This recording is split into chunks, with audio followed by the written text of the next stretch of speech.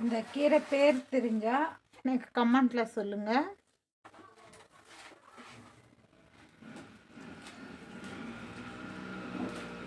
ஒரு வாட்டிக்கு 2 வாட்டி நல்லா சுத்தமாக அழைச்சிடலாம்.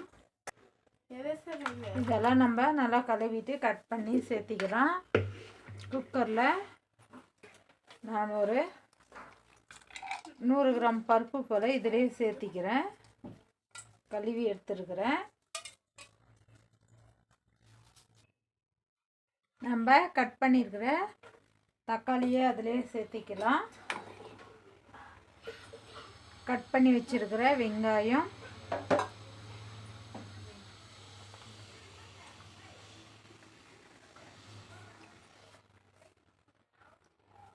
பூண்டு, காரத்துக்கு ஏற்ற மிளகாய், தண்ணி சேர்த்திக்கலாம். சேர்த்துட்டு இதை நல்லா மூடி வச்சு வேக வைக்கலாம். விசில் நம்ம குக்கரை வச்சு ஒரு 4 விசில் விட்டுக்கலாம்.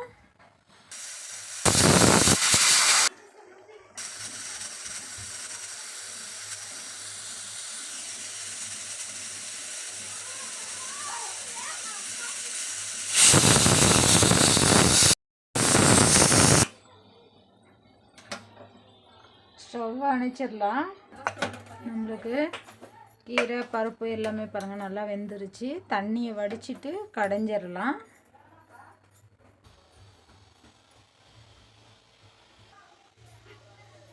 உப்பு சேர்த்திடலாம். மத்து போட்டு நல்லா நைஸாக கடையலாம்.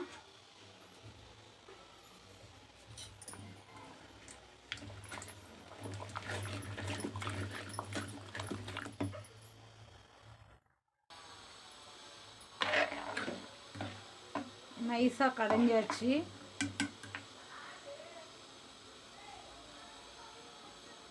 எனக்கு உப்பு சரியாகவும் போச்சு. இதை ஒரு கொதி விடலாம்.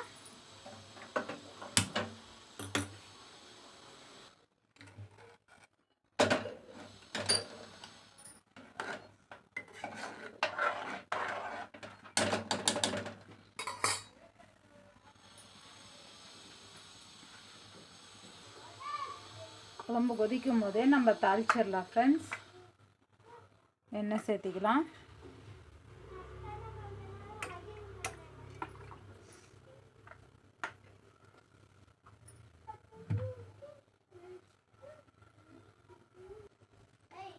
நல்லா எண்ணெய் சூடு ஏற பார்த்து கடுகு சேர்த்திக்கலாம். கடுகு நல்லா பொரியட்டும்.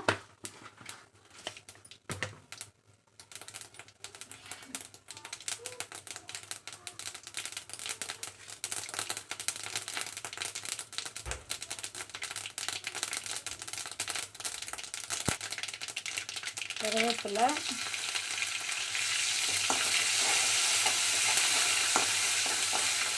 ஸ்டவ் அணைச்சிட்டு நம்ம குழம்புல எடுத்து சேர்த்துடலாம். இதை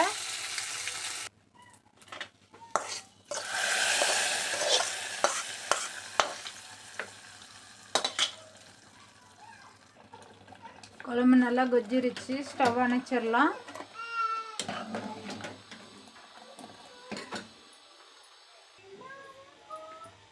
கீரை கடையல் குழம்பு ரெடி ஆயிருச்சு.